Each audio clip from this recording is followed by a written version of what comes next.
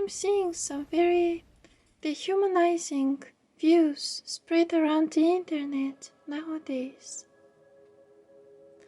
And it's no surprise to me why people are so miserable and unable to find love. Yes, love is a complicated thing because we have made it complicated. We have forgotten the main reason relationships were created. And instead of finding love, instead of chasing something meaningful, we have replaced it with, what can you bring to my table? If you don't have kids until 30, you're a damaged good. The things I see circling around the internet are very worrisome to me because they are completely dehumanizing. The feminism and red pill movement are the two opposites of the same coin because they are both based on hating the other gender and disqualifying them for everything they are.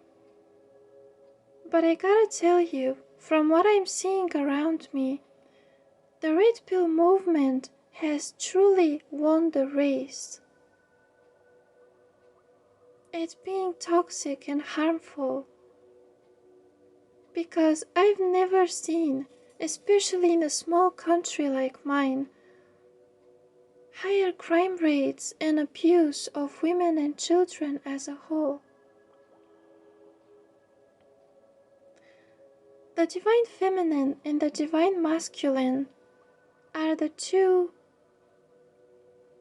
different parts of God, the two equal but slightly different parts of the source of the universe. And God does never look at himself or herself in the mirror and says, this part of me is more valuable than that part of me. And yet these two movements, feminism and the red pill movement, are teaching us to do just that. To live a life based on what can you bring to my table because my gender is better than yours. And how are people buying this is just beyond me. I really have no idea. Because I know that these movements are completely making a distorted image of relationships. We are told that we should be with someone who brings all of our needs to the table, and it's okay if things don't work out, we have a lot of choices. And yes, you find someone who loves you, but they're not perfect. One day you get bored and you find someone who is hotter physically or richer financially. And what happens later is you find that these people that you had as an option number 2 or 3 are also damaged and traumatized. They are also not perfect. They also can't provide absolutely everything, or even if they try, one day they become tired and things fail again. Because having a lot of choices is a lie. It's a lie because now the majority of the world is traumatized. It's damaged.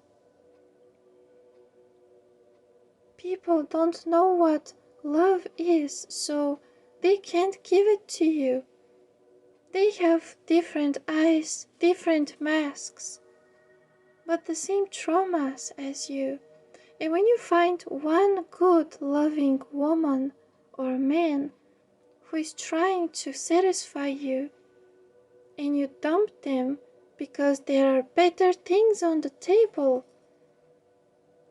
you're stabbing yourself in the back.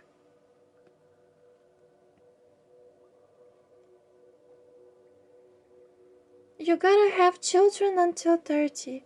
You gotta get married until 30, or you're a damaged good. Marriage and having children were supposed to be for the most beautiful and loving and wise and basically the smartest people on the earth who are truly ready for those things. But instead, marriage and having kids is turned into a manipulative tradition, a forced tradition by the society. And that's why a lot of people end up divorcing, because they can't handle their own traumas. When you have a lot of unhealed, unsolved traumas, your spouse and your child becomes a playground for them. A playground for you to explode and try to learn from, but you can't. This is why people who have a lot of things to deal with should never become parents, should never step into marriage, because it is going to fail, guaranteed. Because we don't know what love is. Love is an equal give and take, in different ways, but equal support. An equal give and take is not, this is my duty, that is your duty, you better do your duties right. That's not equal give and take.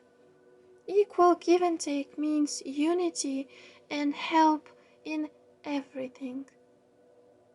No one is exploited, no one feels betrayed. This is what love is. Doing the best for each other.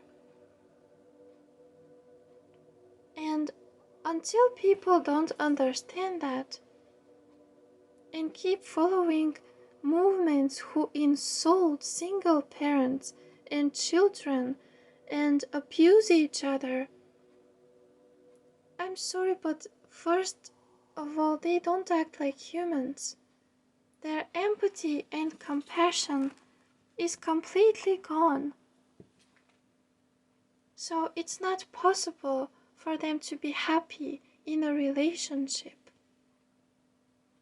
And instead, they should go back to their souls, to themselves, and should see the beauty of life and of the other gender for what it is.